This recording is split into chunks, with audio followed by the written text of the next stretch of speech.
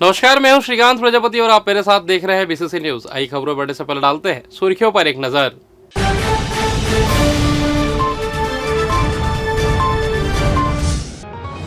भूजल संवर्धन मिशन का मुख्यमंत्री ने किया शुभारंभ, जल संरक्षण की दिशा में बड़ा कदम। सुशासन तिहार में मिल रहा समाधान, फीडबैक से होगी समीक्षा।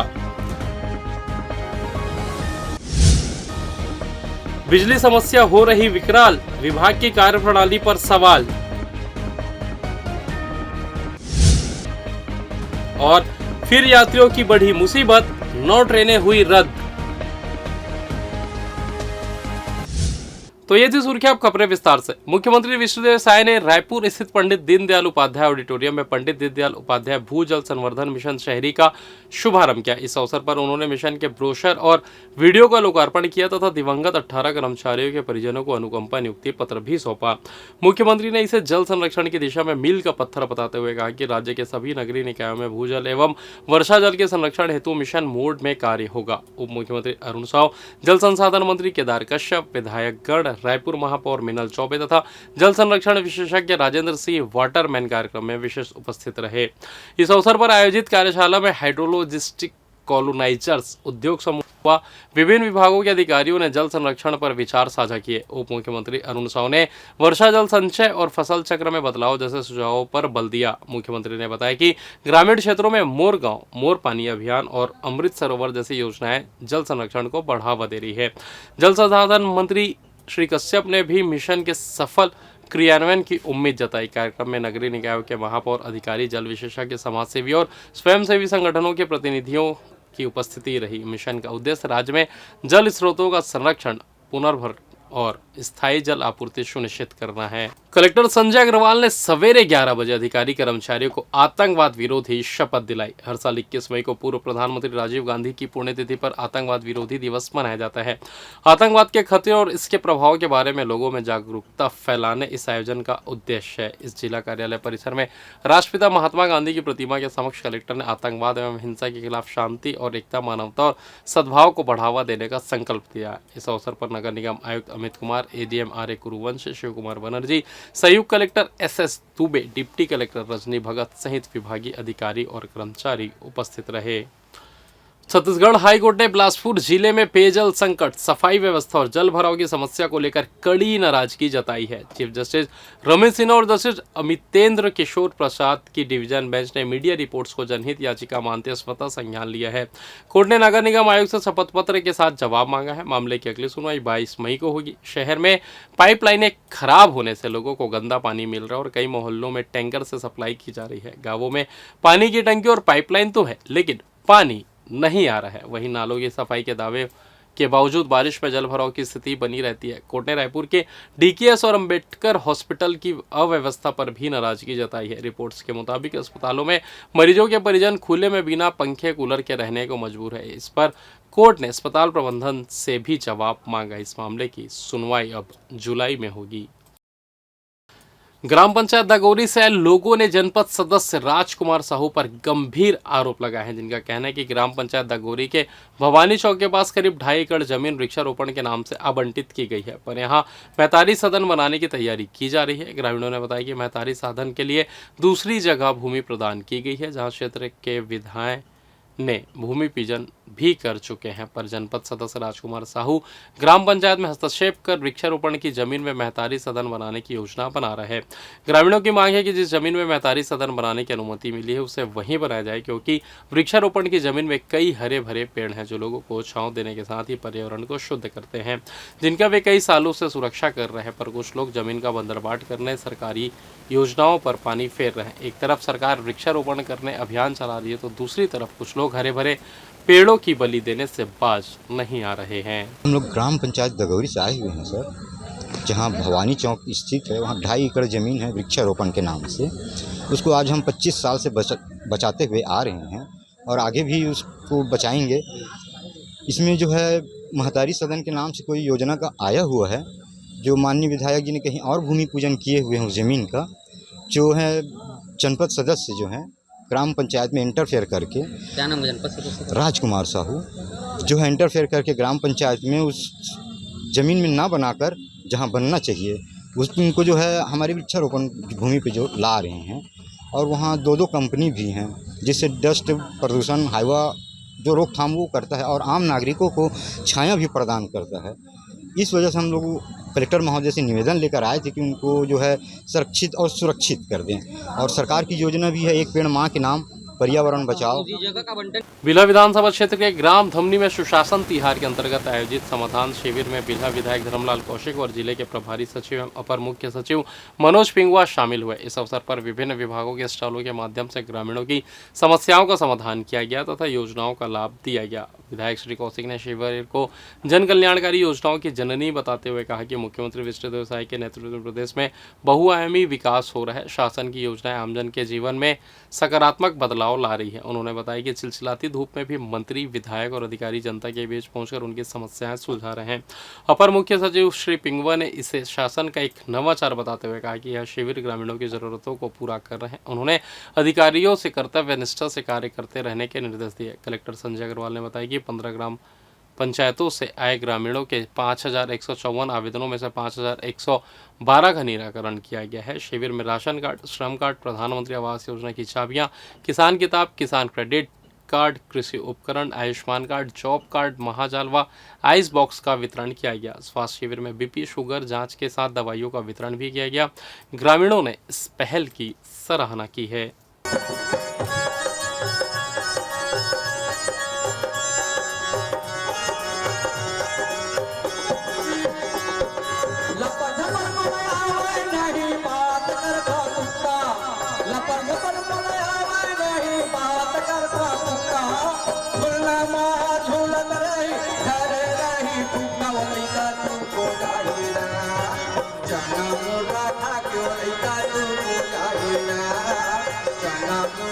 देखो, तत्कालिक लाभ और भविष्य का लाभ दोनों प्रकार के लाभ इस शिविर से मिलते हैं। तत्कालिक लाभ कैसे मिला कि आपके पास राशन कार्ड नहीं है, अभी आप आवेदन दिए और आपका राशन कार्ड बन गया। मैं जब वहां से चल के आ रहा था तो हमारे दो माताएं बैठी हुई, 70 साल, 75 साल, 80 साल की हैं। मैं बोला, माता राम काहे आए हैं?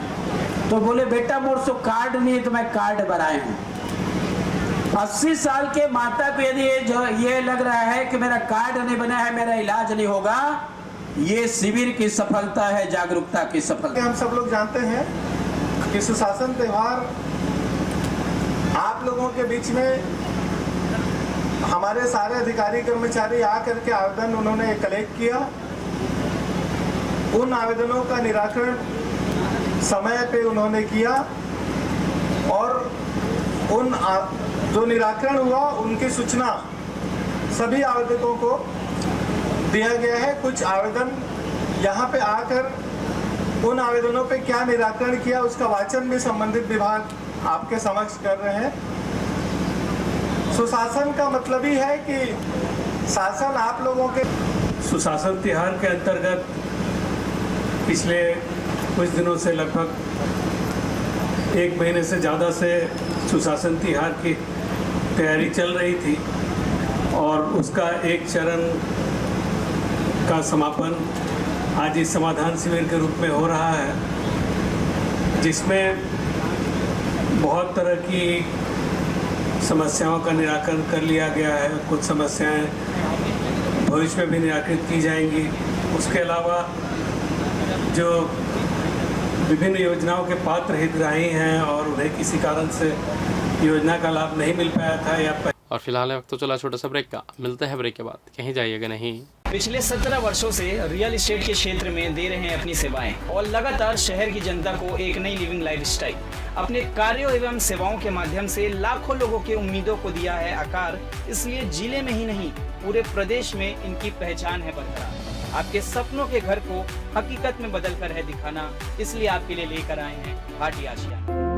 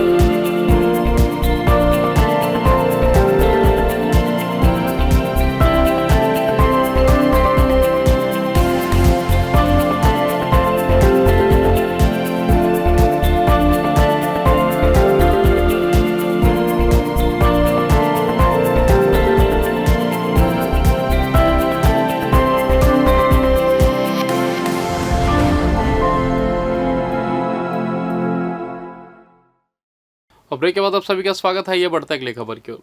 एक तरफ शहर के लोग बिजली गुल होने की समस्या से रात भर सो नहीं पा रहे हैं, तो वहीं दूसरी तरफ बिजली विभाग के कर्मचारी बिजली कार्यालय में कूलर की हवा में चैन से सो रहे हैं। गर्मी के दिनों में कभी भी बिजली गोल कर दी जा रही है, जिसकी शिकायत करने जब क्षेत्र के लोग फ़ोन लगाते हैं तो बिजली विभाग के कर्मचारी फ़ोन नहीं उठाते।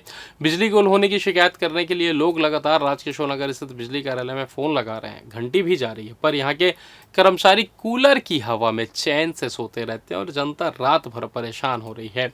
राजकिशोर नगर में रहने वाले शख्स ने बीसीसी न्यूज़ की टीम को एक वीडियो भेजा है, जिसमें साफ देखा जा सकता है कि फ़ोन की घंटी बज रही है और राजकिशोर नगर बिजली विभाग के कर्मचारी कूलर की हवा में घोड़ा बेचकर सो रहे हैं। कुल मिलाकर कहें कि जिले की बिजली व्यवस्था राम भरोसे चल रही है और सुशासन सरकार में बिजली विभाग सो रहा है। मंगलवार को सर्वदलीय संयुक्त मंच के द्वारा राष्ट्रीय एकता एवं भाईचारा बनाए रखने देवकी नंदन चौक में एक सभा का आयोजन किया गया, जिसमें अलग अलग समाज के लोग मौजूद रहे। सभा के दौरान प्रवक्ताओं ने अपनी अपनी बातें रखी, जिसमें उन्होंने देश में एकता और अखंडता बनाए रखने की अपील आम लोगों से की है। भाईचारा एकता मंच के लोगों ने ऑपरेशन सिंदूर का समर्थन करने की बात कही। उनका कहना था कि ऑपरेशन सिंदूर को विपक्ष के साथ ही सभी राजनीतिक पार्टियों ने समर्थन किया, पर कभी देश की बेटी पर अभद्र टिप्पणी तो कभी जातना और सेना अपमान किया जा रहा है, जो गलत है। भाईचारा एकता मंच के लोगों ने देवकी नंदन चौक में सभा का आयोजन कर आमजनों ने भड़काऊ भाषण से सावधान रहने की अपील की और बेहतर देश और समाज के लिए एकजुट रहने का संदेश दिया। एक तो ये था कि सारे देश में सेंट्रल ट्रेड यूनियंस ने आम हड़ताल किया, आह्वान किया था। तो पहलगाम और ऑपरेशन सिंदूर के संदर्भ में हमने ये 9 जुलाई तक के लिए पोस्टपोन कर दिया।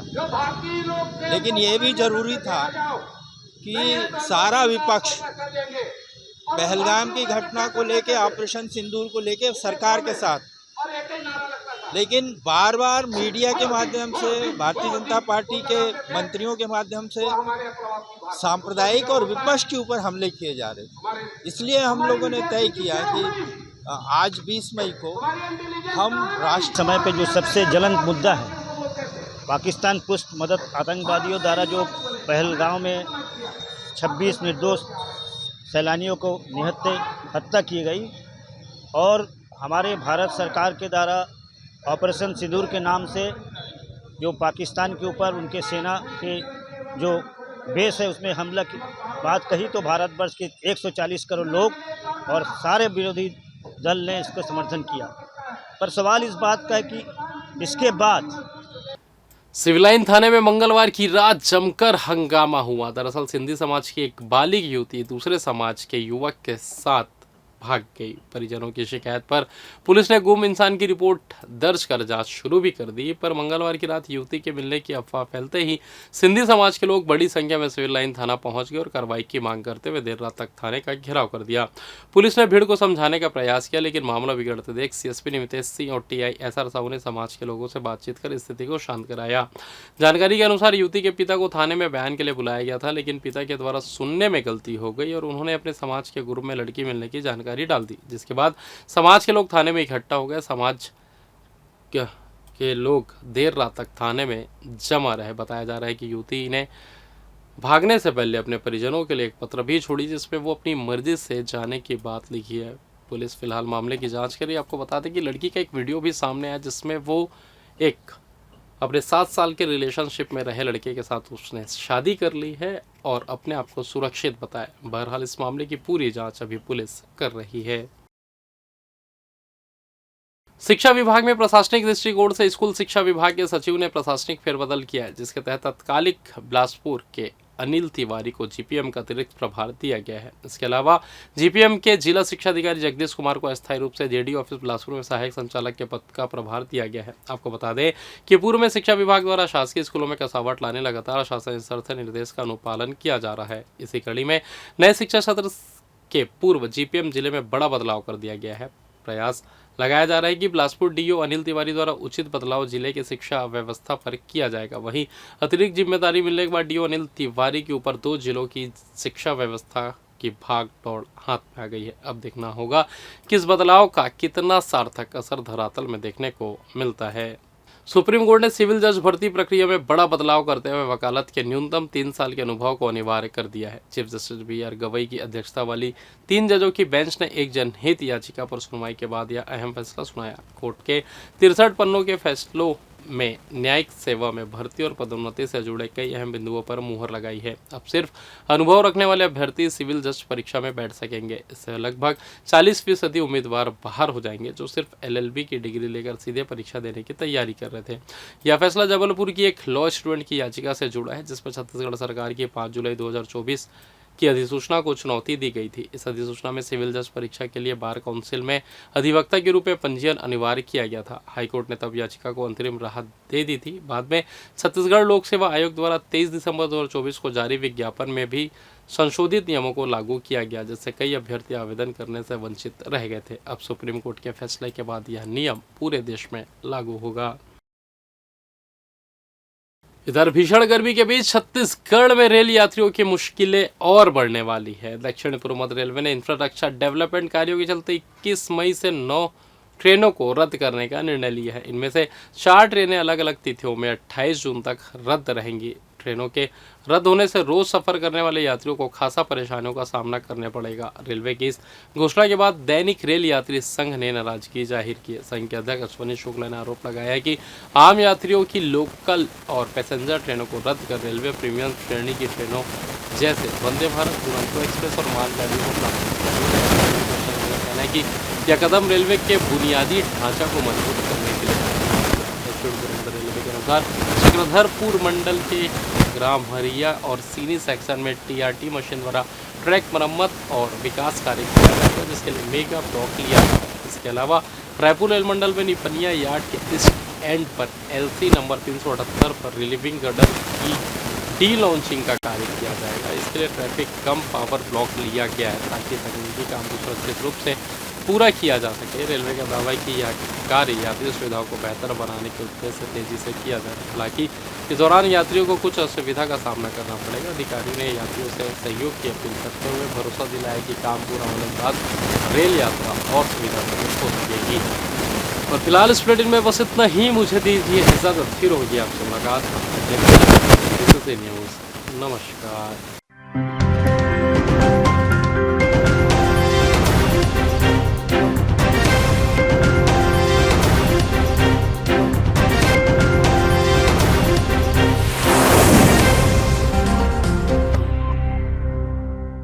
पिछले 17 वर्षों से रियल एस्टेट के क्षेत्र में दे रहे हैं अपनी सेवाएं और लगातार शहर की जनता को एक नई लिविंग लाइफस्टाइल। अपने कार्यों एवं सेवाओं के माध्यम से लाखों लोगों की उम्मीदों को दिया है आकार। इसलिए जिले में ही नहीं पूरे प्रदेश में इनकी पहचान है बरकरार। आपके सपनों के घर को हकीकत में बदल कर है दिखाना, इसलिए आपके लिए लेकर आए हैं भाटी आशिया।